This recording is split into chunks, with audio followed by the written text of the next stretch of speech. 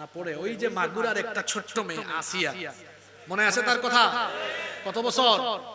8 বছর। একটা ধর্ষণের ঘটনা ঘটলো। এই ধর্ষকের কিন্তু ফাঁসি হয়েছে নাকি? এখনো হয় না। চিন্তা করেন, ভালো করে বুঝেন, আদালতে চলছে আল্লাহর আইন না মানুষের আইন? কথা বলেন না কেন? মানুষের তৈরি করা। এটা কোন আইন? যে আইন থাকার ফলে আমার বোন ধর্ষিতা হয়ে কবরে চলে যায়, আর ধর্ষক এখনো 8-9 মাস ধরে বেঁচে থাকে, আমি সেই আইনের মুখে থুতু নিক্ষেপ করি। কোরআন খুললেই দেখবেন কোরআনে কারীম শুরুই হয়েছে আল্লাহর পরিচয় দিয়ে। সবচাইতে আশ্চর্যের ব্যাপার হলো আল্লাহ তার পরিচয় দেওয়ার জন্য যেরকম শব্দ চয়ন করেছেন, তার নবীকেও পরিচয় করিয়ে দিতে গিয়ে আল্লাহ একই রকমের শব্দ চয়ন করেছেন।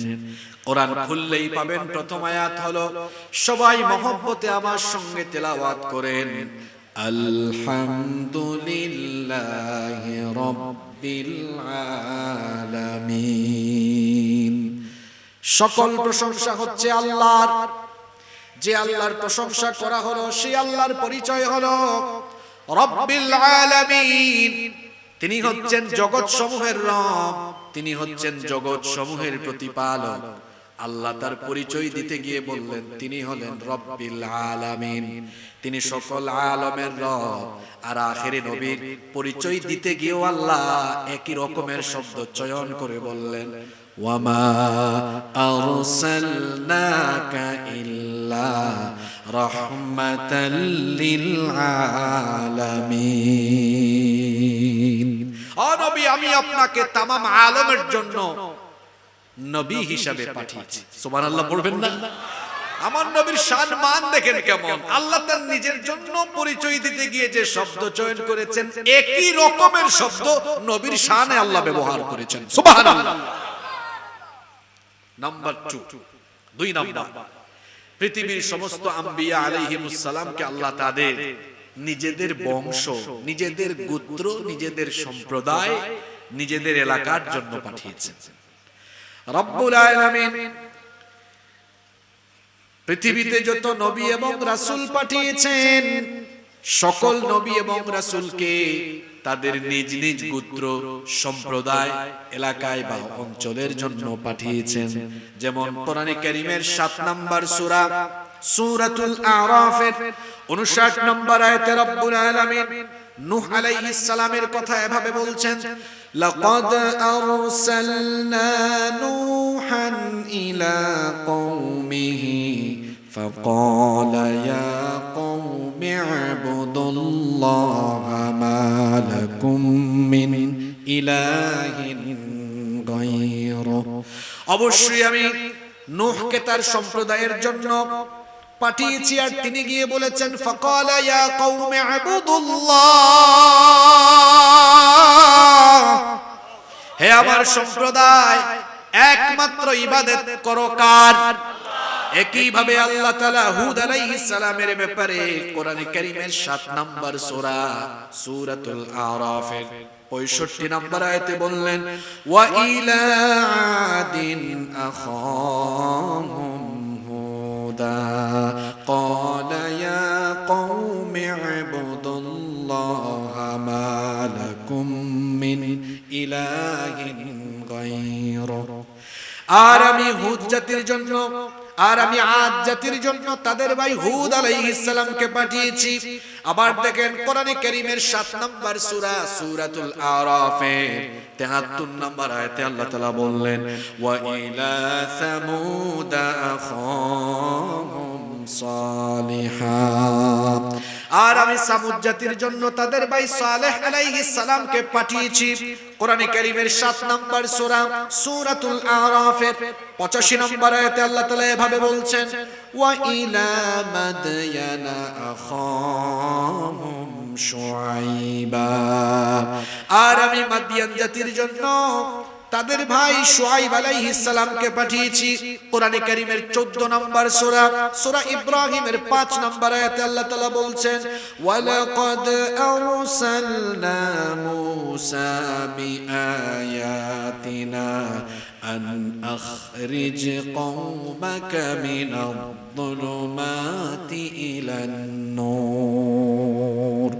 আর অবশ্যই আমি মুসা আলাইহিস সালামকে নিদর্শন সহ পাঠিয়েছি, তিনি যেন তার সম্প্রদায়কে জুলুমাত থেকে, অন্ধকার থেকে আলোর দিকে নিয়ে আসতে পারেন।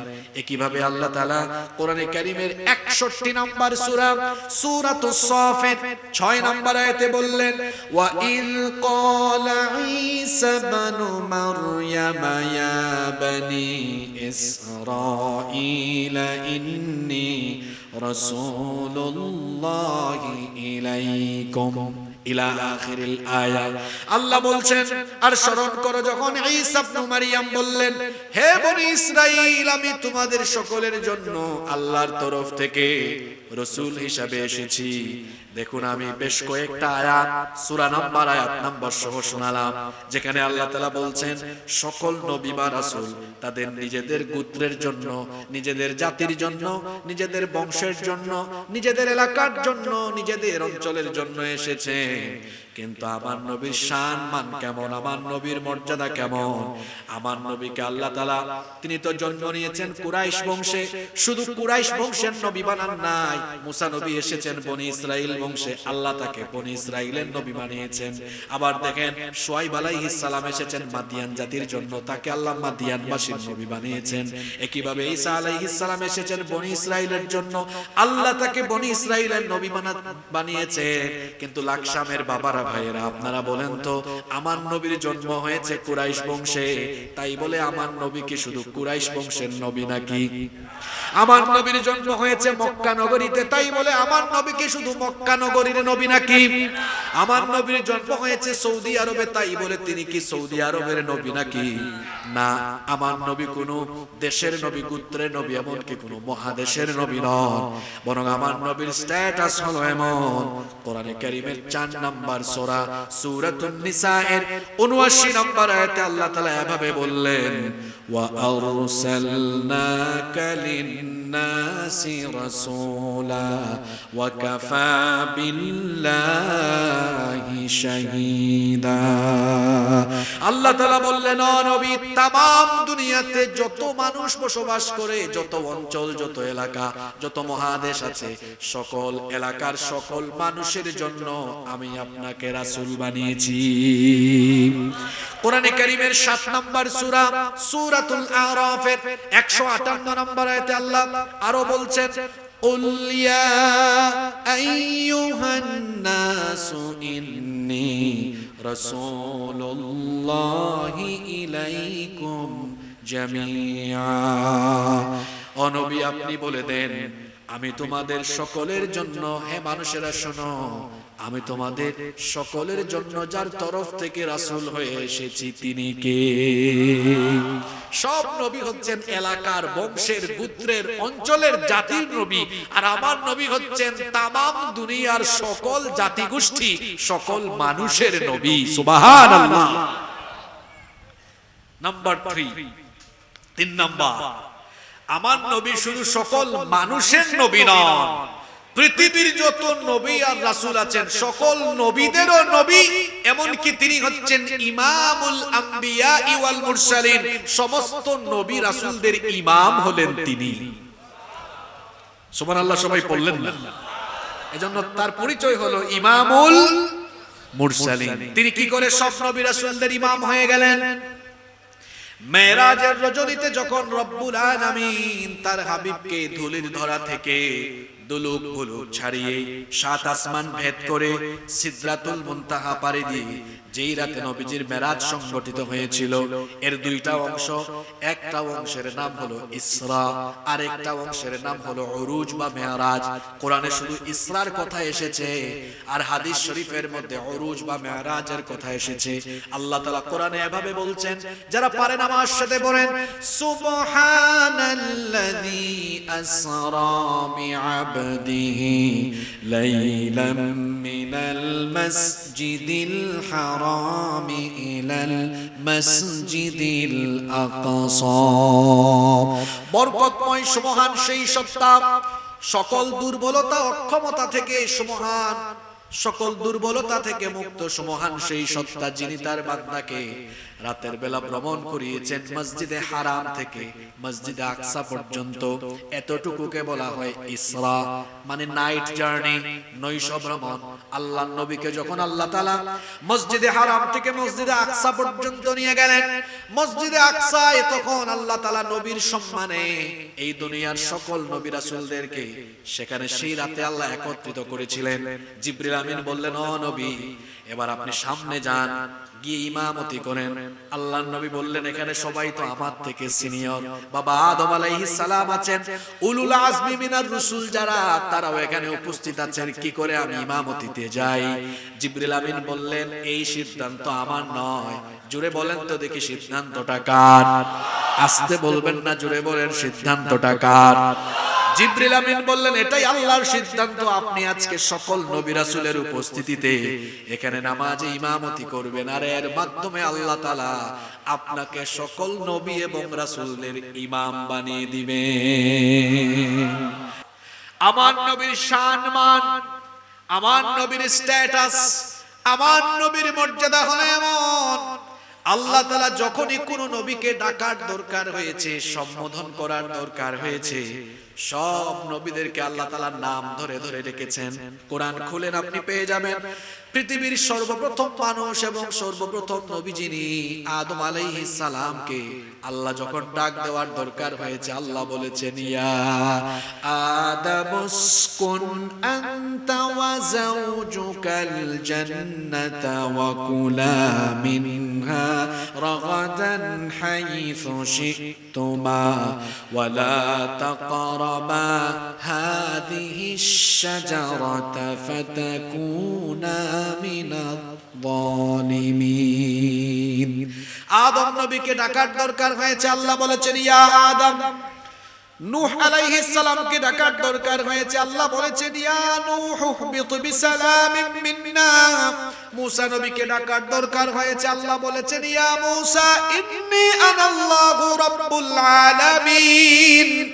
একইভাবে যখন দাউদ আলাইহিস সালামকে ডাকার দরকার হয়েছে, আল্লাহ বলেছেন, ইয়া দাউদ ইন্না জাআলনাকা খলিফাতান ফিল আরদ। একইভাবে যখন ইব্রাহিম আলাইহিস সালামকে ডাকার দরকার হয়েছে, আল্লাহ বলেছেন, ইয়া ইব্রাহিম ক্বাদ সাদ্দাকতার রুইয়া ইন্না কাযালিকা নাজজিল মুহসিনিন। একইভাবে যখন আল্লাহ তাআলা লূত আলাইহিস সালামকে ডাকার দরকার হয়েছে, আল্লাহ বলেছেন, ইয়া লূত ইন্না রাসূলু রাব্বিকা। আবার যখন জাকারিয়া আলাইহিস সালামকে ডাকার দরকার হয়েছে, আল্লাহ বলেছেন, ইয়া জাকারিয়া ইন্না নুবাশশিরুকা বিগুলাম। যখন ইয়াহইয়া আলাইহিস সালামকে ডাকার দরকার হয়েছে, আল্লাহ বলেছেন, ইয়া ইয়াহইয়া খুযিল কিতাবা বিকুওয়া। এভাবে সব নবীকে আল্লাহ নাম ধরে ধরে ধরে ধরে ডেকেছেন। কিন্তু যখনই আমাদের নবীকে ডাকার দরকার হয়েছে, বাড়িতে তো কোরআন শরীফ আছে, কোরআন তিলাওয়াত করেন। রমজান মাসে তারাবিতে যখন পুরা মাসে কোরআন খতম হয়, ইমাম সাহেবের পেছনে আপনারা তারাবির মধ্যে পুরা কোরআন তেলাওয়াত শুনেছেন। বলেন তো কোনদিন কি আপনারা কোরআনের ভেতরে ইয়া মুহাম্মদ শব্দটি শুনেছেন নাকি? কত শান, কত মান, কত মর্যাদা, সব নবীকে আল্লাহ নাম ধরে ধরে রেখেছেন। কিন্তু আমাদের নবীকে আল্লাহ তাআলা একটি বারের জন্য ইয়া মুহাম্মদ বা নাম ধরে আল্লাহ ডাকেন নাই। সুবহানাল্লাহ কি বাড়ি গিয়ে বলবেন নাকি? এখন আপনাদের মাথায় একটা প্রশ্ন আসছে না, যে যদি নবীজিকে নাম ধরে আল্লাহ না ডাকেন, তাহলে আল্লাহ নবীজিকে ডাকার দরকার হলে ডাকছেন কেমনে? এটাও তো একটা প্রশ্ন, তাই না? যেহেতু আল্লাহ নবীজিকে নাম ধরে ডাকেন নাই, তাহলে যখন দরকার পড়েছে কিভাবে আল্লাহ ডেকেছেন? দেখেন আল্লাহ কিভাবে ডেকেছেন শুনেন। যখনই আল্লাহ তাআলা তার নবীকে ডাকার দরকার পড়েছে, তখন নবুয়ত কিংবা রিসালাতের বিশেষণকে বিশেষায়িত করে আল্লাহ ডেকেছেন। যখন আল্লাহ ডেকেছেন, সম্মানের সাথে ডেকেছেন। আপনি কোরআন খুললেই পাবেন আল্লাহ তার নবীকে যখন ডাক দিয়েছেন এভাবে ডেকেছেন, ইয়া আইয়ুহান নাবিয়্যু হাসবুকাল্লাহু ওয়া মানিত তাবাআকা মিনাল মুমিনিন। যখনই ডাকার দরকার হয়েছে আল্লাহ ইয়া মুহাম্মদ বলেন নাই, আল্লাহ বলেছেন ইয়া আইয়ুহান নবী, হে আমার নবী। অথবা আল্লাহ অন্যভাবেও ডেকেছেন ইয়া আইয়ুহার রাসূল বাল্লিগ মা উনজিলা ইলাইকা মির রাব্বিক, হে রাসূল বাল্লিগ আপনি পৌঁছে দেন, মা উনজিলা ইলাইকা মির রাব্বিক, আপনার রবের তরফ থেকে যত সংবাদ যত পয়গাম এসেছে সব আপনি পৌঁছে দেন। তাহলে যখনই ডাকার দরকার হয়েছে আল্লাহ ডেকেছেন ইয়া আইয়ুহান নাবিয়্যু, অথবা ডেকেছেন ইয়া আইয়ুহার রাসূল। আবার মাঝে মাঝে আল্লাহ তাআলা অবস্থা বুঝে ব্যবস্থা নিয়েছেন। কেমন অবস্থা বুঝে ব্যবস্থা শুনেন। আল্লাহর নবীর কাছে সর্বপ্রথম ওহী নাজিল হয়েছিল যেই জায়গায়, বলেন তো দেখি সেই জায়গাটার নাম কি? আমি একটু অপশন দেই, সেটা ছিল একটা ক্লু দেই, সেটা ছিল একটা গুহা। সেই গুহার নাম কি? জোরে বলেন, সেই গুহার নাম কি? কোন সূরার আয়াত নাজিল হয়েছে? সূরাতুল আলাক। কয় আয়াত নাজিল হয়েছে শুনেন। সূরা আলাকের প্রথম 5 আয়াত নাজিল হওয়ার পরে বেশ কিছুদিন আল্লাহর নবীর কাছে ওহী নাজিল বন্ধ ছিল। এটাকে বলা হয় ফাতরাতুল ওহী, ওহীর বিরতিকাল। যখন আল্লাহর নবীর কাছে বেশ কয়েকদিন ওহী আসে না, আল্লাহর নবী ফ্রাস্ট্রেশনে ভুগলেন, হতাশ হয়ে গেলেন। তিনি যখন হেরা গুহা থেকে নেমে আসতেন, হাজী সাহেব মানুষ আপনারা তো জানেন হেরা গুহাটা কত উপরে, কষ্ট করে করে সেখানে যেতেন আবার নেমে আসতেন। এইভাবে করে দিনের পর দিন যাচ্ছে, কিন্তু জিবরিলের সাথে নবীজির দেখা সাক্ষাৎ হয় না। আল্লাহর নবীর কাছে ওহী নাজিল হচ্ছে না। নবীজি হতাশ হয়ে গেলেন। একদিন আল্লাহর নবী হেরা গুহা থেকে নেমে আসতেছেন, এমন সময় তার কানে একটা আওয়াজ আসলো, কে যেন নবীজিকে ডাকতেছে। আল্লাহর নবী পেছনে তাকালেন, কাউকে দেখলেন না। ডানে তাকালেন, কাউকে দেখলেন না। বামে তাকালেন, কাউকে দেখলেন না। যখন সামনে তাকালেন, দেখলেন বিরাট আকৃতির একজন, যার মাথা হলো আসমানের উপরে, পা হলো এই জমিনের মধ্যে, এবং যার মধ্যে 600 ডানা আছে। আল্লাহু আকবার। তিনি আর কেউ নন, তিনি হচ্ছেন ওহীর ফেরেশতা, নাম হলো জিবরাইল নয়, এই ফেরেশতার নাম হলো জিবরিল। কুরআনেও দেখবেন এই ফেরেশতার নাম আছে, শুদ্ধ উচ্চারণে বলবেন এই ফেরেশতার নাম হলো জিবরিল। আল্লাহর নবী জিবরিলকে দেখে, আচ্ছা বলেন তো আপনি যদি হঠাৎ করে দেখেন 15 ফিট উঁচা একজন মানুষ, বিষয়টা স্বাভাবিক না অস্বাভাবিক? আর আল্লাহর নবী তো দেখেছেন এত বিরাট আকৃতির একজন, যার কিনা 600 ডানা আছে। দেখা মাত্রই আল্লাহর নবী বেহুশ হয়ে গেলেন, অজ্ঞান হয়ে গেলেন। বাড়িতে গিয়ে আমাদের মা খাদিজা আত-তাহিরা রাদিয়াল্লাহু আনহাকে বললেন, খাদিজা আমাকে তুমি একটু চাদর দিয়ে ঢেকে দাও। আল্লাহর নবী এবার চাদর আবৃত হয়ে শুয়ে আছেন। এমন সময় ফেরেশতা ওহী নিয়ে এসেছেন। আল্লাহও কেমনে ডাকবেন এখন? আল্লাহ হে আমার নবীও বলেন নাই, হে আমার রাসূলও বলেন নাই। অবস্থা বুঝে আল্লাহ ব্যবস্থা নিয়ে নিলেন। আল্লাহ ডাকলেন কেমনে শুনেন, ইয়া আইয়ুহাল মুদ্দাথির কুম ফাআনযির ওয়া রাব্বাকা ফাকাব্বির ওয়া সিয়াবাকা ফাতাহির। আল্লাহ কত সুন্দর ডেকেছেন, চাদর আবৃত হয়ে শুয়ে আছেন। আল্লাহ বলেছেন ইয়া আইয়ুহাল মুদ্দাথির, হে চাদর আবৃতকারী, কুম উঠুন, ফাআনযির মানুষকে সতর্ক করুন। আল্লাহু আকবার।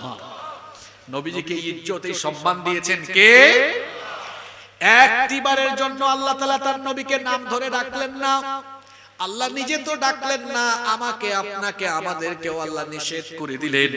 কোরআনে কারীমের 24 নম্বর সূরা সূরাতুন নূরের 63 নম্বর আয়াতে আল্লাহ তাআলা বলছেন, লা তাজআলু দুআআর রাসূলি বাইনাকুম কাদুআই বাযিকুম বাযা।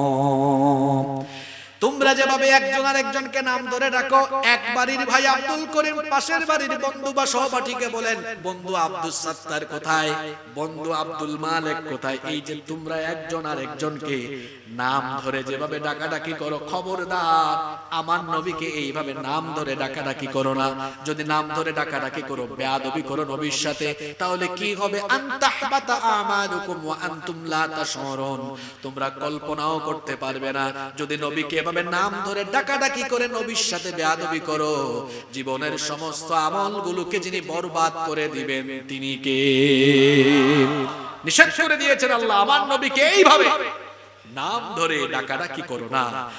আমার নবীর 5 নম্বর মর্যাদা বলছি, আমার নবীর মাধ্যমে আল্লাহ তাআলা নবী পাঠানো, রাসূল পাঠানোর যে গেট আছে, নবুয়তের দরজা, সেটাকে আল্লাহ তাআলা চিরতরে বন্ধ করে দিয়েছেন, লক করে দিয়েছেন। কারণ আমার নবী হলেন আখিরি নবী, আমার নবীর পরে আর কোন নবী। রব্বুল আলামিন কোরআনুল কারীমের 33 নম্বর সূরা সূরাতুল আহজাবের 40 নম্বর আয়াতে বলছেন, মা কানা মুহাম্মাদুন আবা আহাদিম মির রিজালিকুম ওয়ালাকির রাসূলুল্লাহি ওয়া খাতামান নাবিয়্যিন ওয়া কানাল্লাহু বিকুল্লি শাইইন আলিমা। মুহাম্মদ, আমরা বলি সাল্লাল্লাহু আলাইহি ওয়াসাল্লাম, তিনি তোমাদের পুরুষদের কোনো পিতা নন, তিনি হচ্ছেন আল্লাহর রাসূল এবং ওয়া খাতামান নাবিয়্যিন, তিনি হচ্ছেন সর্বশেষ নবী, তারপরে আর কোন নবী, আমার নবীর পরে আর কোন নবী আসবে না। তবে হ্যাঁ, ভণ্ড নবী আসবে, আর সংখ্যায় তারা কতজন হবে সেটাও আমার নবী বলে গিয়েছেন। শুনেন সেই হাদিসখানা, বুখারী শরীফে এই হাদিস এসেছে, এই হাদিসটি বর্ণনা করেছেন, হাদিসটি রওয়ায়াত করেছেন সবচাইতে বেশি সংখ্যক হাদিস যে সাহাবী বর্ণনা করেছেন, সেই সাহাবীর নাম হচ্ছে আবু হুরায়রা রাদিয়াল্লাহু আনহু। তিনি এই হাদিসের বর্ণনাকারী সাহাবী, তিনি বলছেন আল্লাহর রাসূল বলেছেন, লা তাকুমুস সাআহ, ততদিন পর্যন্ত কিয়ামত হবে না, হাত্তা ইয়াবাসা দাজ্জালুনা কাযযাবুন করিবুম মিন 30, যতদিন পর্যন্ত আমার পরে 30 জন ভণ্ড নবী না আসবে, ততদিন পর্যন্ত কিয়ামত সংগঠিত হবে না। এই হাদিস থেকে আপনারা কি বার্তা পেলেন?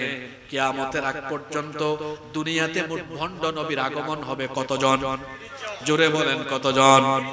এই পর্যন্ত 27 জন ভণ্ড নবী এসে গেছে, তার মানে আরো 2-3 জন বাকি আছে। সর্বশেষ এই সাবকন্টিনেন্টে, আমাদের এই উপমহাদেশে মির্জা গোলাম আহমদ কাদিয়ানী, সেটাকে নবী বলে দাবি করেছিল। তার অনুসারীরা কিন্তু বাংলাদেশেও আছে, বিভিন্ন নামে তারা আছে, আহমদি জামাত, আহমদিয়া, মুসলিম জামাত, এভাবে বিভিন্ন নামে তারা আছে। মনে রাখবেন, কাদিয়ানীরা হলো কাফের। তারা কেন কাফের? কারণ তারা আখিরি নবীকে আখিরি নবী হিসেবে মানে না। যারা আখিরি নবীকে আখিরি নবী মানে না, তারা কি ঈমানদার না কাফের? এজন্য কাদিয়ানীদেরকে সব আলেমরা বলেন কাফের। এই কাদিয়ানীদেরকে যারা কাফের মনে করে না, তারাও কাফের। কাদিয়ানী যারা বাংলাদেশে বাস করে, তারা বাংলাদেশের নাগরিক। যেভাবে হিন্দু, বৌদ্ধ, খ্রিস্টান বাংলাদেশের নাগরিক, তারা নাগরিক সুবিধা নিয়ে বসবাস করছে, কাদিয়ানীরাও এই দেশে বাস করবে, আমাদের কোনো আপত্তি নাই। তবে আইডেন্টিটি পাল্টাইতে হবে তাদের, অর্থাৎ তারা যে মুসলিম এই পরিচয়ে তারা থাকতে পারবে না, কারণ তারা তো নবীজিকে নবী, আখিরি নবী মানে না। এজন্য কাদিয়ানীরা এই দেশে মুসলমান আইডেন্টিটি নিয়ে বাস করতে পারবে না। তারা এই দেশে থাকুক অমুসলিম হিসাবে, অন্যান্য ধর্মের তারা যেভাবে বাস করে এভাবে থাকুক, কিন্তু মুসলমান পরিচয়ে তারা থাকতে পারবে না। আশ্চর্যের ব্যাপার কি জানেন? এদেশের 90% মানুষ মুসলমান, আর সরকারে যারা যায়, যখনই যারা সরকারে যায় বেশিরভাগই দেখবেন মুসলমান। কিন্তু 54 বছর হয়ে গেল, এখনো কোন সরকার কাদিয়ানীদেরকে রাষ্ট্রীয়ভাবে অমুসলিম ঘোষণা করতে পারেনি, অমুসলিম ঘোষণা দেয় নাই। কেন যে তারা দেয় নাই এটা তারা ভালো জানে। কিন্তু এদেশের সব দলমতের ওলামা মাশায়েখ এবং সকল মুসলমানদের দাবি তো, প্রাণের দাবি তো ছিল এটাই যে কাদিয়ানীরা এদেশে থাকবে, বাস করবে, কিন্তু মুসলমান পরিচয়ে থাকতে পারবে না। অবশ্যই তাদেরকে রাষ্ট্রীয়ভাবে কাফির ঘোষণা করতে হবে। আপনারা একমত না দ্বিমত? একমত না দ্বিমত? কষ্ট হচ্ছে নাকি আপনাদের? আমি তো মাত্র আপনাদেরকে লাইনে তুলতেছি, এখনো মূল মূল কথাগুলো সামনে আছে। আপনারা আমাকে সময় দিবেন তো কিছুক্ষণ, ইনশাআল্লাহ। নাম্বার 6 নম্বর, আমার নবীর মর্যাদা হলো এমন। কি আর মর্যাদার কথা বলতাম, যদি এক কথায় বলি, আমার নবীর সম্মান হলো এমন, আল্লাহর নাম যেখানে, রাসূলের নাম আছে সেখানে। সুবহানাল্লাহ পড়তে মন চাইলো না? যখন আযান দেওয়া হয়, আযানে প্রথম কার নাম নেওয়া হয়? আল্লাহু আকবার, আল্লাহু আকবার, কার নাম আসলো প্রথমে? আচ্ছা, আল্লাহর নামের এই বাক্যের পরেই এরপরে তাওহীদের ঘোষণা আসে, আশহাদু আল্লা ইলাহা ইল্লাল্লাহ। এরপরেই কার নামটা চলে আসে? জোরে বলেন না কেন, কার নাম আসে? নামাজে আল্লাহর নাম যেমন আছে, রাসূলের নাম তো নাই। আল্লাহুম্মা সাল্লি আলা। এই যে যত হুজুর ওয়াজ করলেন আজকে, সব হুজুররা নাহমাদুহু ওয়া নাস্তাঈনুহু যখন খুতবা পড়েন, আল্লাহর প্রশংসার পরেই তারা নবীর উপর দরুদ পড়লেন না পড়েন নাই? জোরে বলেন, পড়লেন না পড়েন নাই? কাফিররা চেয়েছিল নবীজির নাম নিশানাকে মুছে দিতে, আর আল্লাহ বলেছেন আলাম নাশরাহ লাকা সাদরাক, ও নবী আমি কি জ্ঞান বিজ্ঞান দিয়ে হিকমত দিয়ে আপনার বক্ষকে প্রসারিত করে দেইনি? ওয়া ওয়াদানা আনকা ওয়িজরাক, আমি কি আপনার বোঝাকে হালকা করে দেইনি? আল্লাযী আনকাযা যাহরাক, যা আপনার পিঠকে ভারী করে দিয়েছিল। আর ওয়া রাফা'না লাকা যিকরাক, কাফিররা চেয়েছে আপনার নামকে মুছে দিতে, আর আমি আপনার নামকে বুলন্দ করে দিয়েছি। যেখানে আল্লাহর নাম সেখানেই রাসূলের নাম, আরশে আজিম পর্যন্ত আমার নবীর নাম। আল্লাহু আকবার।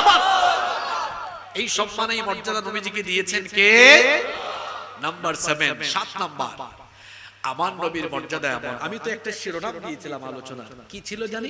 কোরআনের পাতায় পাতায়। এই কথা তো আমি মাঝখানে বলতে ভুলে গিয়েছি। দেখেন শিরোনামটা শুনেন, কোরআনের পাতায় পাতায়। কি বলেছি? তার মানে কোরআনের এমন কোন পাতা নাই যেই পাতায় নবীজির সম্মানের কথা বলা নাই। সুবহানাল্লাহ পড়বেন না?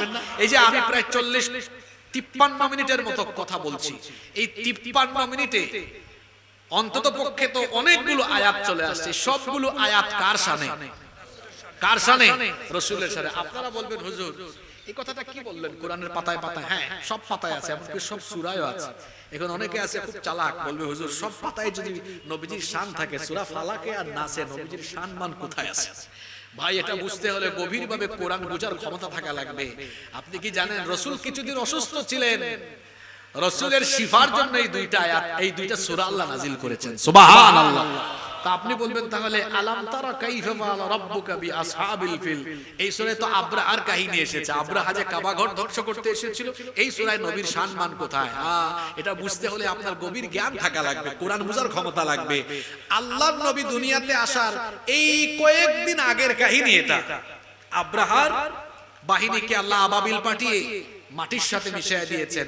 এখন বলবেন এখানে নবীর সম্মান কোথায় পাইলেন? আল্লাহর নবী যেই এলাকায়, যে এলাকায় আসবেন, যে অঞ্চলে আসবেন, সেই অঞ্চলে শান্তি শৃঙ্খলা বজায় থাকা জরুরি। এজন্য আল্লাহ তাআলা আব্রাহার বাহিনীকে তার নবীর শানে, নবীর শান মানে নবীর মিলাদের কিছুদিন আগেই যখন আব্রাহা এসেছিল এই ঘরকে ধ্বংস করার জন্য, এই ঘরকে ধ্বংস করার জন্য আল্লাহ আবাবিল পাঠিয়ে এই এলাকার শান্তি শৃঙ্খলা রক্ষার জন্য তাকে সমূলে ধ্বংস করে দিয়েছেন। সুবহানাল্লাহ।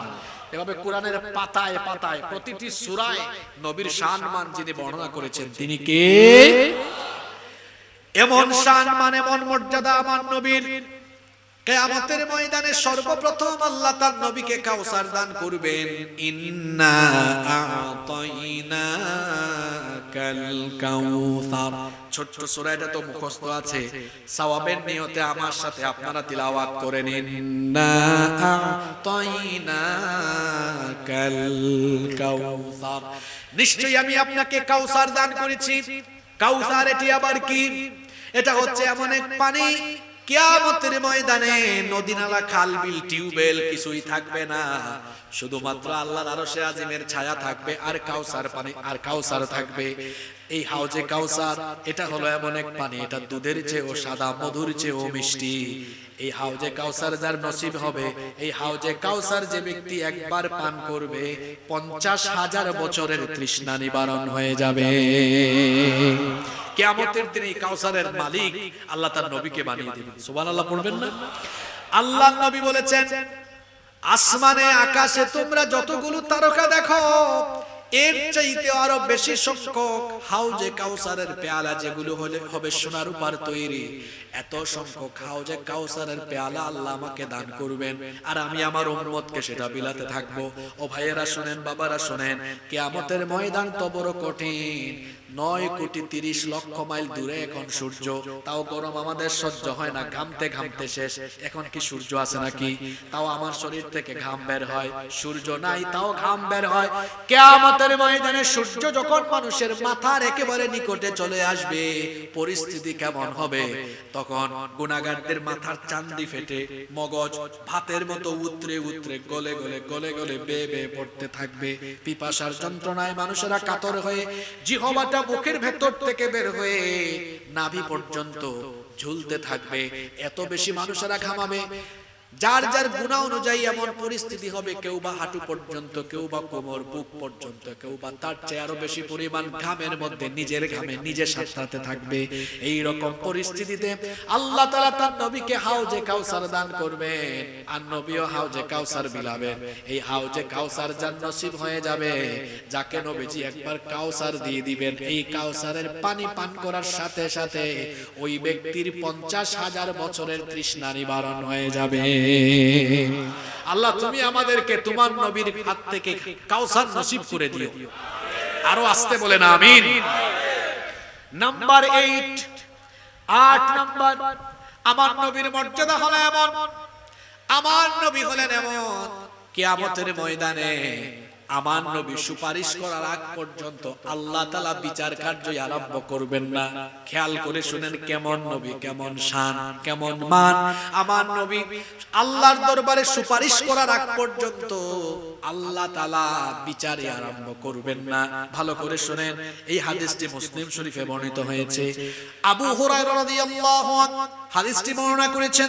তিনি বলছেন, রাসূল কারীম আমরা মহব্বতে বলি সাল্লাল্লাহু আলাইহি ওয়াসাল্লাম বলেছেন, আনা সাইয়্যিদু ওয়ালাদি আদম ইয়াউমাল কিয়ামা, কিয়ামতের ময়দানে আমাকে আদম সন্তানের নেতা আল্লাহ বানিয়ে দিবেন। শুধু তাই নয়, ওয়া আউয়ালু মান ইয়ানশাক্কু আনহুল কবর, ইসরাফিলের শিঙ্গার ফুৎকারের পরে যখন কবর থেকে মানুষ ওঠা আরম্ভ হবে, ইসরাফিল যখন একটা ফুৎকার মারবে, প্রথম শিঙ্গার ফুৎকারে তামাম পৃথিবী, তামাম সৃষ্টি জগৎকে লন্ডভন্ড করে দিবেন কে?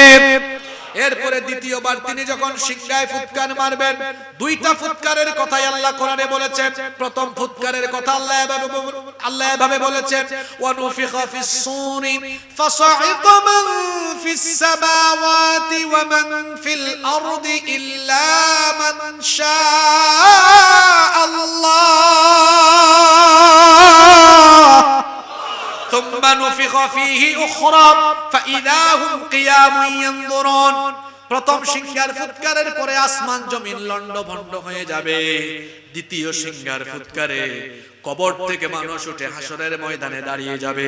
যখন ইসরাফিল আলাইহিস সালাম 2 নম্বর ফুৎকার মারবে, কবর থেকে আল্লাহ তাআলা সবার আগে যাকে উঠাবে তিনি আর কেউ নন, তিনি মুহাম্মাদুর রাসূলুল্লাহ সাল্লাল্লাহু আলাইহি ওয়াসাল্লাম। আল্লাহর নবী কবর থেকে উঠবেন সবার আগে। এরপরে আল্লাহর নবী বলেছেন, ওয়া আউয়ালু শাফি', কিয়ামতের ময়দানে আমি যখন দাঁড়াবো আমি হলাম প্রথম সুপারিশকারী।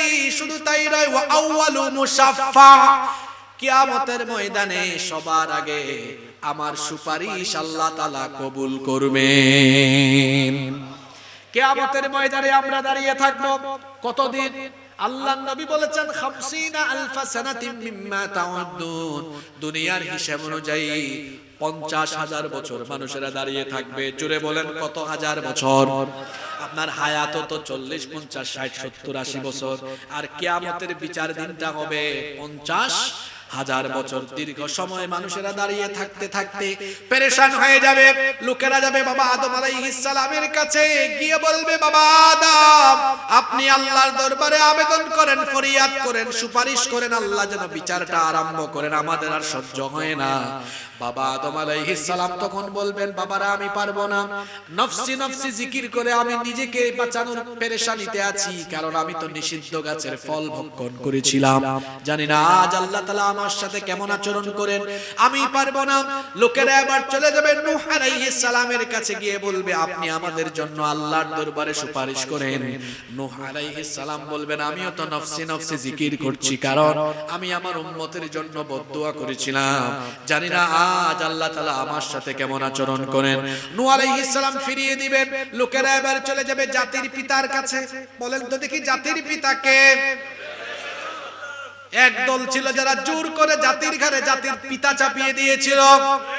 জোর করে জাতির ঘাড়ে জাতির পিতা চাপিয়ে দেওয়া যায় না। জাতির পিতা ইব্রাহিম আলাইহিস সালাম, আর তিনি নিজে নিজে জাতির পিতা হন নাই, তাকে জাতির পিতা বানিয়েছেন কে? মিল্লাতা আবিকুম ইব্রাহিম হুয়া সাম্মাকুমুল মুসলিমিন। লোকেরা এবার জাতির পিতা ইব্রাহিম আলাইহিস সালামের কাছে যাবে, গিয়ে বলবে আপনি আল্লাহর দরবারে সুপারিশ করেন, তিনিও পারবেন না। তিনি বলবেন চলে যাও মুসা পয়গম্বরের কাছে, মুসা নবীর কাছে লোকেরা যাবে, তিনি বলবেন আমিও পারবো না, কারণ ফেরাউনের বংশের একজনকে একটা থাপ্পড় দিয়ে তিনি দুনিয়া থেকে বিদায় করেছেন। তিনি বলবেন জানি না আজ আমার সাথে আল্লাহ কেমন আচরণ করেন, আমিও পারবো না। লোকেরা আবার চলে যাবে ঈসা পয়গম্বরের কাছে, গিয়ে দেখবেন ঈসা ইবনে মারইয়াম তিনিও নাফসি নাফসি জিকির করছেন। লোকেরা বলবে হে ঈসা রূহুল্লাহ, আপনি আল্লাহর দরবারে সুপারিশ করেন, তিনি যেন বিচারের কাজটা আরম্ভ করেন। ঈসা আলাইহিস সালাম তখন বলবেন খ্রিস্টানরা আমাকে আল্লাহর ছেলে বানিয়েছে, জানি না আজ আল্লাহ তাআলা আমার সাথে এজন্য কেমন আচরণ করেন, আমিও পারবো না।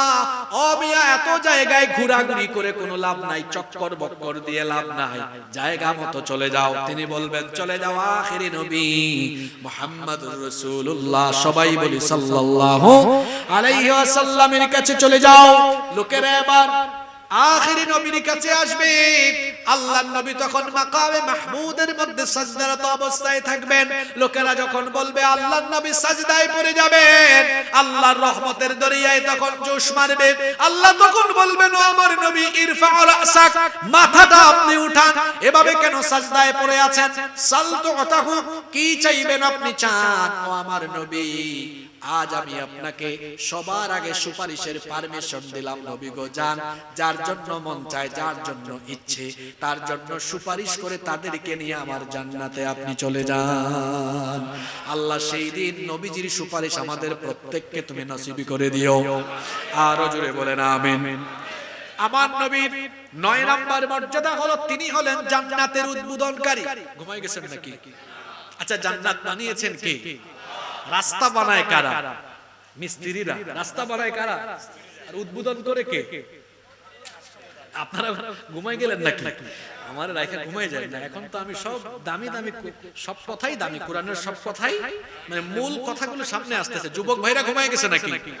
আপনাদের উদ্দেশ্যে অনেক কথা আছে। রাস্তা বানায় মিস্ত্রি, উদ্বোধন করে কে? হ্যাঁ, সরকারি পর্যায়ের কেউ বা জনপ্রতিনিধি, তাই না? জান্নাত বানিয়েছেন কে? কিন্তু জান্নাতের উদ্বোধন করবেন মুহাম্মদুর রাসূলুল্লাহ সাল্লাল্লাহু। আমি কি বানায় বলছি নাকি? এই হাদিসটি এসেছে মুসলিম শরীফে। হাদিসের রিওয়ায়াতকারী সাহাবী হচ্ছেন, রাবী হচ্ছেন আনাস ইবনে মালিক রাদিয়াল্লাহু আনহু। তিনি বলছেন রাসূল কারীম, আমরা বলি সাল্লাল্লাহু আলাইহি ওয়াসাল্লাম বলেছেন আতি বাবাল জান্নাতি ইয়াউমাল কিয়ামাহ, কিয়ামতের ময়দানে আমি জান্নাতের দরজার কাছে আসব। আসার পরে জান্নাতের দরজায় এসে আমি আদেশ করব ফাস্তাফতিহ, জান্নাতের দরজাটা খোলো। ফায়াকুলুল খাজিন, তখন জান্নাতের দারোয়ান ফেরেশতা বলবে মান আনতা, আপনি কে?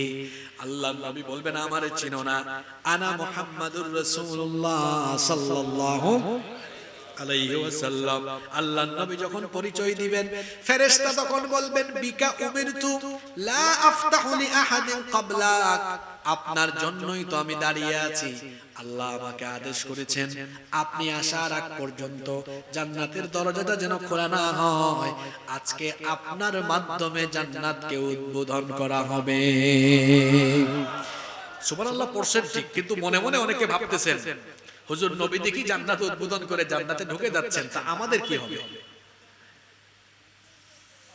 একজন গুনাহগার উম্মত থাকতেও, জান্নাতের বাইরে থাকতেও নবীজি জান্নাতে একা যাবেন না। নবীজি সুপারিশ করে করে জান্নাতে দিবেন। সুবহানাল্লাহ পড়বেন না? তো শর্ত আছে, ঈমান থাকতে হবে। কি থাকতে হবে? না আমাদের ঈমানের দশায় এমন, আমি একটু পরে এগুলো বলবো, এটা সকালে আছে তো বিকালে এমন এমন কথাবার্তা, এমন এমন কাজ আমরা করি, আর এমন এমন পর্যায়ে আমরা কাজ করি, দেখা যায় আল্লাহর তৈরি করা বিধান বাস্তবায়ন, আল্লাহর জমিনে আল্লাহর দ্বীন কায়েম বাদ দিয়ে তার নেতা নেত্রীর আদর্শ আর মানুষের তৈরি করা মতবাদ প্রতিষ্ঠা করার কাজ করে সে রাষ্ট্রীয়ভাবে আল্লাহর সাথে শিরকে লিপ্ত হয়েছে। এগুলো সামনে আসবে, ঘুমাই গেলে চলবে না। ঘুমাই গেছেন নাকি? চলবে না। সম্মানিত উপস্থিতি, সম্মানিত সুধী, তা জান্নাত উদ্বোধন হয়ে গেল। আপনারা ভাববেন যে নবী চলে গেলেন আমরা কি করব? নবী যেমন দামি আমরাও তেমন দামি। নবী যেভাবে জান্নাত উদ্বোধন করবেন ঠিক তেমনি ভাবে আমাদের মর্যাদা হলো এমন, নবী যেমন দামি উম্মত তেমন।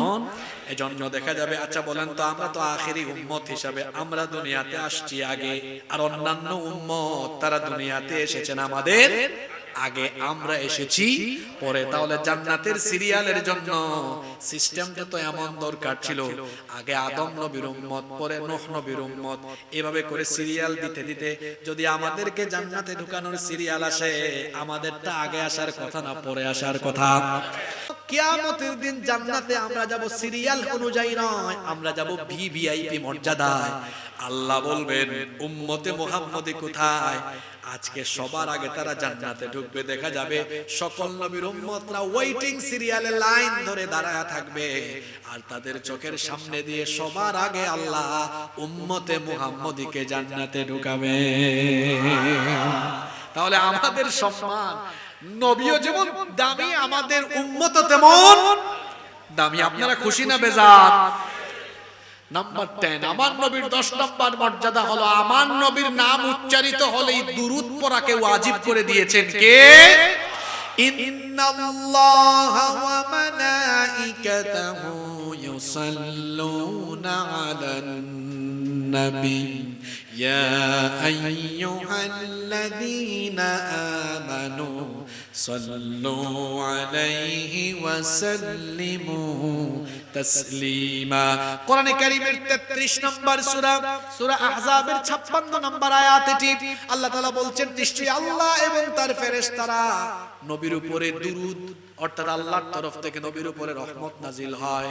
ইয়া আইয়ুহাল্লাযীনা আমানু, হে ঈমানদারেরা, সাল্লু আলাইহি ওয়া সাল্লিমু তাসলিমা, তোমরাও আমার নবীর উপরে সালাত আর সালাম পেশ করো। নবীর উপরে দুরূদ পড়লে লাভ না লস? কত লাভ শুনেন। আল্লাহর নবী বলেছেন, মান সাল্লা আলাইয়া সালাতান ওয়াহিদাতান, যে ব্যক্তি আমার উপরে একবার দুরূদ পড়ে, সাল্লাল্লাহু আলাইহি আশরু সালাওয়াত, আল্লাহ ওই ব্যক্তির উপরে একবার নয় 10 বার আল্লাহ রহমত নাজিল করেন। নবীর উপরে দুরূদ পড়লেন কয়বার? রহমত নাজিল হবে কয়বার? এখানেই ফজিলত শেষ নয়। ওয়া হুত্তাত আনহু আশরু খাতিয়াত, আল্লাহর নবী বলেছেন সঙ্গে সঙ্গে ওই ব্যক্তির আমলনামা থেকে 10টা সগীরা গুনাহ যিনি ডিলিট করে দিবেন তিনি কে? 3 নাম্বার, ওয়া রুফিআত লাহু আশরু দারাজাত, সঙ্গে সঙ্গে ওই ব্যক্তির 10টা মর্যাদা যিনি বৃদ্ধি করে দিবেন তিনি কে? এজন্য নবীর উপরে বেশি বেশি দুরূদ পড়ার দরকার আছে না নাই? আব্দুল্লাহ ইবনে মাসউদ, এরপরে আরেকটা হাদিস দেখেন, আল্লাহর নবী বলেছেন, আব্দুল্লাহ ইবনে মাসউদ রাদিয়াল্লাহু আনহু থেকে হাদিস এসেছে, তিনি বলেছেন, আউলান নাসি বি ইয়াউমাল কিয়ামাতি আকসারুহুম আলাইয়াস সালাহ। আল্লাহর নবী বলেছেন, এটা তিরমিজি শরীফের হাদিস, কিয়ামতের দিন তোমাদের মধ্যে তারা আমার সবচাইতে বেশি নিকটে থাকবে যারা আমার উপরে দুনিয়াতে বেশি বেশি দুরূদ পাঠ করবে। তার মানে দুনিয়ায় যত বেশি নবীর উপর দুরূদ পড়বেন, কিয়ামতের দিন তত বেশি নবীর কাছাকাছি থাকতে পারবেন। সুবহানাল্লাহ। এজন্য নবীর উপরে বেশি বেশি দুরূদ পড়ার দরকার আছে না নাই? আজকের দিনটা কোন দিন ছিল? জুমার দিন, ইয়াউমুল জুমআ। জুমার দিনের বেশ কিছু স্পেশাল আমল আছে, যেমন সূরা কাহাফ পড়া। এর মধ্যে একটা স্পেশাল আমল হলো, নবী বলেছেন জুমার দিনে বেশি বেশি দুরূদ পড়ো। জুমার দিনে বেশি বেশি দুরূদ পড়তে বলেছেন মুহাম্মদ, আমরা বলি সাল্লাল্লাহু আলাইহি ওয়াসাল্লাম। যারা নবীর নাম উচ্চারিত করে পড়ে নবীর উপর দুরূদ পড়ে না, আল্লাহর নবী বলেছেন, আল বাখিলু মান যুকিরাত ইনদাহু ফালাম ইউসাল্লি আলাইহি, আমার নাম শুনেও যারা আমার উপর দুরূদ পড়ে না, তারা হলো দুনিয়ার সর্বশ্রেষ্ঠ কৃপণ। তাদেরকে সর্বশ্রেষ্ঠ কিপটা, কৃপণ বলেছেন মুহাম্মদ সাল্লাল্লাহু। আল্লাহর নবীর উপরে যে দুরূদ পড়ে না তার উপরে লানত। আল্লাহর নবী মিম্বরের মধ্যে বলেন তো সিঁড়ি থাকে কয়টা? 3টা। প্রথম সিঁড়িতে আরোহণ করলেন, তিনি বললেন আমিন। দ্বিতীয় সিঁড়িতে উঠলেন, বললেন আমিন। তৃতীয় সিঁড়িতে উঠলেন, বললেন আমিন। সাহাবীরা বললেন 3 বার আমিন বললেন কেন? নবীজি বললেন, আমার কাছে আমার ভাই জিবরিল এসেছেন, বলেছেন যে ব্যক্তি রমজান মাস পেয়ে গুনাহ মাফ করাতে পারে না সে ব্যক্তি ধ্বংস হোক। প্রথম সিঁড়িতে ওঠার সময় বলে ফেলেছি আমিন। এরপরে আমার ভাই জিবরিল বলেছেন, আব্বা আম্মা 2 জনকে বা কোনো একজনকে পেয়েও খেদমত করে যারা জান্নাত হাসিল করতে পারল না, না, তারাও ধ্বংস হোক। দ্বিতীয়বার বলেছি আমিন। আমার ভাই জিবরিল আরো বলেছেন, যেই ব্যক্তি আপনার নাম শুনে আপনার উপরে দরুদ পড়ে না, তার উপরে লানত। তৃতীয়বার নবীজি বলেছেন আমিন। তাহলে হাদিস থেকে বোঝা গেল, যারা নবীজির নাম শোনার পরে দরুদ পড়ে না, তাদের উপরে লানত করা হয়েছে। আমরা লানত থেকে বাঁচতে চাই, নবী প্রেমে উজ্জীবিত হয়ে নবীর সুপারিশ আমরা চাই কি চাই না? আরো জোরে বলেন, চাই কি চাই না? এজন্য নবীর উপরে যত বেশি দরুদ পড়ব, আমাদের উপরে রহমত যিনি বাড়িয়ে দিবেন তিনি কে?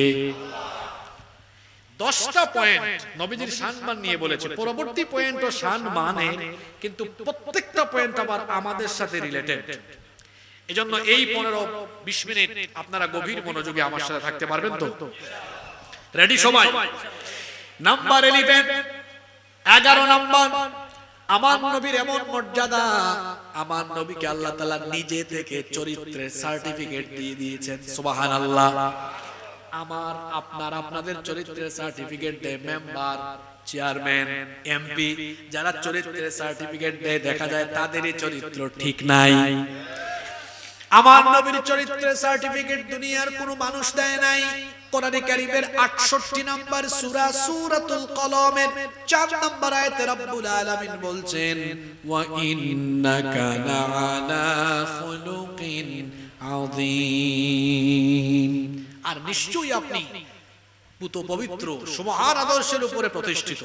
এখানে আলেম উলামা যারা আছেন তারা জানেন আযীম শব্দটির বাংলা অর্থ অভিধানে খুললে দেখবেন, অর্থাৎ এর গভীরতা ব্যাপকতা এত বেশি যা নিরূপণ করা যায় না। অর্থাৎ আমার নবীর চরিত্র, আমার নবীর চারিত্রিক মাধুর্যতা হলো এমন, কিয়ামত পর্যন্ত এই চরিত্রের মাধুর্যের সৌন্দর্যের গভীরতা কেউ নিরূপণ করতে পারবে না। সুবহানাল্লাহ। এত চমৎকার আচরণ, কথা বলেছেন মুচকি হেসে হেসে কথা বলেছেন, কষ্ট পেয়েছেন কষ্ট দেন নাই, দুঃখ পেয়েছেন দুঃখ দেন নাই, গালি শুনেছেন গালি দেন নাই। আমার নবীর চরিত্র কত সুন্দর ছিল। বর্তমান সময়ের একটা ভয়াবহ ফিতনার নাম হলো ফেসবুকের ফিতনা। মাঝে মাঝে আমরা সময় পাইলে ফেসবুকে ঢুকি আর দেখে মাঝে মাঝে অবাক হই আর আফসোস করি। দেখা যায় অনেক সময় এমন হয় দুই হুজুরের দুইজন ভক্ত একজন আরেকজনের গালি দেয়, আবার দুই দলের দুই সমর্থক একজন আরেকজনের গালি দেয়। এখন দেখা যায় গালি দেওয়ার পরে আরেকজন পাল্টা গালি দেয়।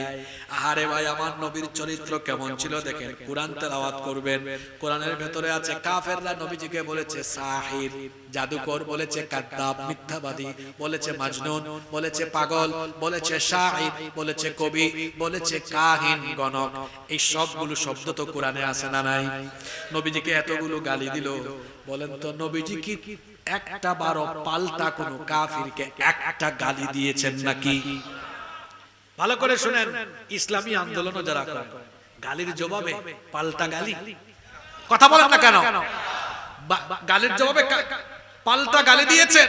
আপনি নবীজির জীবনী পড়ে দেখবেন, মার খেয়েছেন তখন আল্লাহর নবীর সাথে সাথে কি করেছেন এটাও কইতে পারলেন না। তায়েববাসীরা নবীজিকে মারলো, আর নবীজি কি করেছেন বলেন? কি করেছেন? দোয়া করেছেন, দোয়া করেছেন।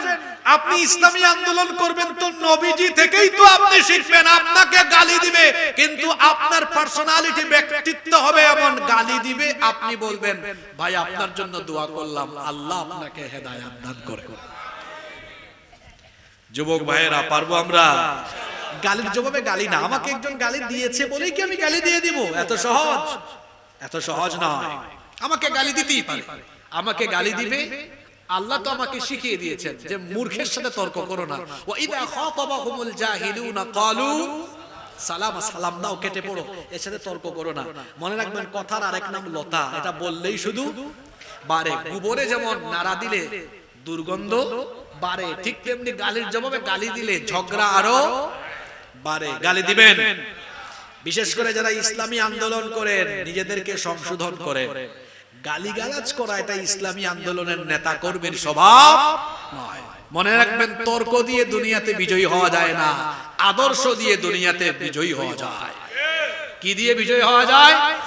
ওরা আমাদেরকে গালি দিবে আর আমরা তার বিপরীতে আমাদের আদর্শ দিয়ে পৃথিবীকে জয় করে দিব ইনশাআল্লাহ। গালি শুনতে শুনতেই তো আমরা এগিয়ে গিয়েছি। কম গালি শুনছি নাকি আমরা? আমরা মৌলবাদী, আমাদেরকে গালি দেয় আমরা জঙ্গিবাদী, আমাদেরকে গালি দেয় কত কিছু, হ্যাঁ, মাঝখান দিয়ে আমাদেরকে কত কিছু বলে, পাকিস্তানি রাজাকার। ভাই পাসপোর্ট তো আছে, একটু চেক করে দেখেন তো কোনোদিন পাকিস্তান গিয়েছি কিনা। আমার পাসপোর্টে তো আলহামদুলিল্লাহ অনেকগুলো সিল আছে, অনেক সফর হয়েছে, কই কোনো পাকিস্তানি সিল তো নাই। কিন্তু আমাদের যে সকল বন্ধুরা আমাদেরকে পাকিস্তানি রাজাকার বলে, তাদের পাসপোর্ট চেক করলে দেখা যাবে ভারতীয় সিল আর সিল। আমরা পাকিস্তানি রাজাকার নই গো, বরং আমাদেরকে যারা পাকিস্তানি রাজাকার বলে পাসপোর্ট একটু জনগণের সামনে নিয়ে আসতে দেখা যাবে প্রত্যেকটা এক একটা ভারতীয় রাজাকার। আমাদেরকে এত গালি দেয় কেন? কারণটা কি? কারণটা কি বলবো? কারণটা কোরআন শরীফে আছে। কারণটা কি? ওয়ামা নাকামু মিনহুম ইল্লা আন ইউমিনু বিল্লাহিল। আমরা কোন নেতার গুণগান গাই না, নেত্রীর গুণগান গাই না, আমরা মানুষের তৈরি করা আইন প্রতিষ্ঠা করতে চাই না, আমরা আইন চাই কার? এটাই অপরাধ, আর কোনো অপরাধ নাই, আর কোনো অপরাধ নাই। আমার রাসূলকে গালি দিয়েছে কেন? নবীজির অপরাধটা কি? তিনি বলেছেন লাত মানাত উজ্জা হুবল 360 মূর্তির পূজাবাদ, এখানে আবু জেহেলের হুকুমবাদ, এখানে হুকুম চলবে কার? আপনি নামাজ রোজার কথা বলবেন, কেউ আপনারে খারাপ বলবে না। এই যে আমি এতক্ষণ নবীর শান মান বলছি না, আশেপাশে সবাই যারা শুনছে হুজুরটা খুব ভালো রে, খুব মিষ্টি কণ্ঠে অনেক কিছু বলে গেছে, এখন যদি খালি বলি জমিন যার আইন চলবে, দেখছো কারবার হুজুরটা কি আরম্ভ করলো, এতক্ষণ তো লাইনেই ছিল, চলে গেছে বেলাইনে। হুজুর লাইনে আছে, আপনার মগজ বেলাইনে চলে গেছে। কারণ আল্লাহর নবীর জিন্দেগি স্টাডি করে দেখেন, নবীজি 13 বছর মক্কায় মার খেয়েছেন, মদিনায় গিয়ে 10 বছর রাষ্ট্র পরিচালনা করেছেন। সুতরাং যেই নবীর সম্মান বলে, যেই নবীর সম্মান বলে নবী প্রেমে আমরা উজ্জীবিত হয়েছি, সেই নবীর 10 বছরের মাদানী জীবনকে অনুসরণ করে আমরাও আল্লাহর জমিনে আল্লাহর দ্বীন প্রতিষ্ঠার জন্য শপথ নিয়েছি। সম্মানিত উপস্থিতি, কষ্ট হচ্ছে আপনাদের? আমরা 11 নম্বর পয়েন্টে ছিলাম। পয়েন্টটা জানে কি ছিল? নবীর চরিত্রের সার্টিফিকেট দিয়েছেন স্বয়ং যিনি, তিনি কে? আর এমন এক চরিত্র সকলের জন্যই সেখানে আদর্শ আছে। এজন্য রব্বুল আলামিন কোরআনুল কারীমের 33 নম্বর সূরা সূরাতুল আহজাবের 21 নম্বর আয়াতে বলছেন, আয়াতটা আপনাদের পরিচিত, এজন্য আপনারা আমার সাথে বলেন, লাকাদ কানা লাকুম ফি রাসূলিল্লাহি উসওয়াতুন হাসানাতুল লিমান কানা ইয়ারজুল্লাহা ওয়াল ইয়াউমাল আখিরা ওয়া যাকারাল্লাহা কাসীরা।